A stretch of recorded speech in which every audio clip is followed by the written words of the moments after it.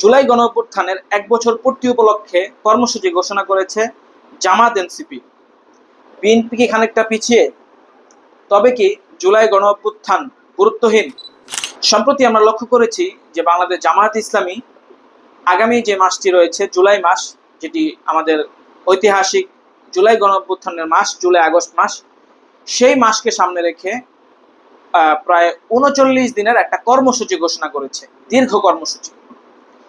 সেই কর্মসূচিতে অনেক রকম কর্মসূচি তারা হাতে নিয়েছে, যেমন জুলাই আহতদের দেখতে যাওয়া, তাদেরকে দোয়া করা, তাদের জন্য দোয়ার আয়োজন করা, তারপরে এর মধ্যে আবার একটা মহাসমাবেশেরও আয়োজন করার কথা রয়েছে ১৯শে জুলাই। এরপরে আবার জুলাই শহীদদের কবর জিয়ারত, এদের জন্য সেমিনারের আয়োজন করা, এমন নানান রকম বিভিন্ন রকম একেবারে কি বলে ব্যতিক্রম ধর্মী এবং খুব সুন্দর সুন্দর বিভিন্ন কর্মসূচি হাতে নিয়েছে বাংলাদেশ জামায়াতে ইসলামী। আর এনসিপিও এই মাসটিকে সামনে রেখে নিত্য নতুন ব্যতিক্রম ধর্মীয় অনেক কর্মসূচি করবে বলে তারা ঘোষণা দিয়েছে।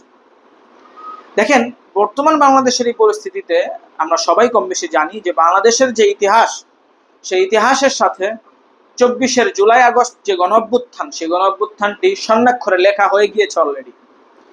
জুলাই আগস্ট গণঅভ্যুত্থানকে বাংলাদেশের ইতিহাস থেকে কেউ মুছে ফেলতে পারবে না। যেমন বাংলাদেশের ইতিহাসে ৭১-এর মুক্তিযুদ্ধ যেমন রক্ত দিয়ে স্বর্ণাক্ষরে লেখা, ঠিক তেমনি ভাবে সেই পর্যায়ে না হলেও খুব বড় ধরনের একটা অংশ নিয়ে রক্তের মাধ্যমে স্বর্ণাক্ষরে লেখা হয়ে গিয়েছে জুলাই গণঅভ্যুত্থানটি। এটা আমাদের এই দেশের ইতিহাসের অংশ এবং এটা আমাদের বাংলাদেশের অনেক বড় একটা অর্জন। সে অর্জনেরই ১ বছর পূর্তি হতে চলেছে। সেই মাসটি শুরু হতে যাচ্ছে আগামী কয়েকদিন পরে, জুলাই মাস। এখন বাংলাদেশে আমরা লক্ষ্য করব যে আওয়ামী লীগ যখন রাজনীতি করেছে আর বিএনপিও তাদের অনেক দিবস তারা পালন করে। যেমন বিএনপি ৭ই নভেম্বর বিপ্লব দিবস কি একটা পালন করে, তারপরে স্বাধীনতা দিবস, বিজয় দিবস, মাতৃভাষা দিবস, অনেক আমাদের রাষ্ট্রীয়, আমাদের জাতীয় অনেক দিবস রয়েছে যেগুলো আমরা পালন করি অনেক ঘটা করে। বিশেষ করে রাজনৈতিক দলগুলো সেই দিবসগুলোকে সামনে রেখে অনেক ঘটা করে বিভিন্ন রকমের প্রোগ্রামের আয়োজন করে, র্যালি করে, তারপরে ফুল দেওয়ার প্রোগ্রামে নানান রকমের অনেক রকম ব্যতিক্রম ধরনের প্রোগ্রামের আয়োজন করে থাকে। এগুলো আমরা দেখে এসেছি।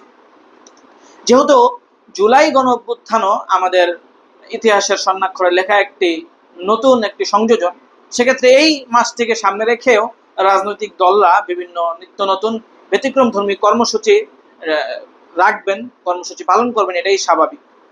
এই ক্ষেত্রে সবার আগে অত্যন্ত অ্যাডভান্সলি, একেবারে সবার চাইতে প্রথমে এই মাসটা নিয়ে যে একটা খুব সৃজনশীল চিন্তা, উন্নত চিন্তার বহিঃপ্রকাশ ঘটিয়েছে বাংলাদেশ জামায়াত ইসলামী।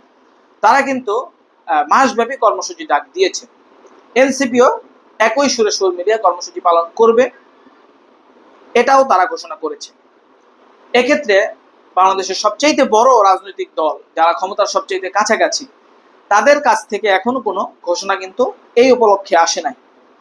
এখন ঘোষণা যে আসবে না এমনটা বলার কোনো কারণ নাই। অবশ্যই বিএনপি বাংলাদেশের পক্ষের শক্তি, বাংলাদেশের স্বাধীনতা সার্বভৌমত্ব রক্ষার একটা বড় শক্তি হিসাবে, দেশপ্রেমিক একটা দল হিসেবে তারাও এই জুলাই গণঅভ্যুত্থানকে সামনে রেখে অবশ্যই কর্মসূচি পালন করবে। তবে দেশবাসী যেটা লক্ষ্য করছে, যেটা লক্ষণীয় বিষয় এখানে, সেটি হচ্ছে বিএনপির চাইতে আগে কিন্তু এক্ষেত্রে জামাত কর্মসূচি ঘোষণা করে দিয়েছে এবং এই বিষয়টা নিয়ে জামাত যে ভাবছে এর একটা নিদর্শন কিন্তু জামাত দেশবাসীর সামনে রাখতে পেরেছে। দেখেন, এই জুলাই গণঅভ্যুত্থান কিন্তু সাধারণ মানুষের একটা আবেগের জায়গায় পরিণত হয়েছে। এই জুলাই গণঅভ্যুত্থানকে নিয়ে আগামীর বাংলাদেশে একটা রাজনীতি চলবে। এই রাজনীতিটাকে কেউ যদি দেশপ্রেমের সাথে মিলিয়ে একেবারেই স্বাভাবিকভাবে এটাকে পালন করার চেষ্টা করে, তাহলে সেটা শোভনীয়। কিন্তু এটাকে নিয়ে যদি ৭১কে নিয়ে যেরকম নোংরা রাজনীতি হয়েছে, এটাকে নিয়েও যদি এরকম নোংরা রাজনীতি করা হয়, সেক্ষেত্রে এটা নিঃসন্দেহে দুঃখজনক। এখন এটা কেউ করবেন কি করবেন না সেটা তো সময় সাপেক্ষ, সময় এটা বলবে। কিন্তু এই জুলাই গণঅভ্যুত্থানকে কেন্দ্র করেও কিন্তু বাংলাদেশে একটা রাজনৈতিক একটা বয়ান তৈরি হবে। অলরেডি এনসিপি কিন্তু এই বয়ানের ধারক বাহক নিজেদেরকে দাবি করছেন।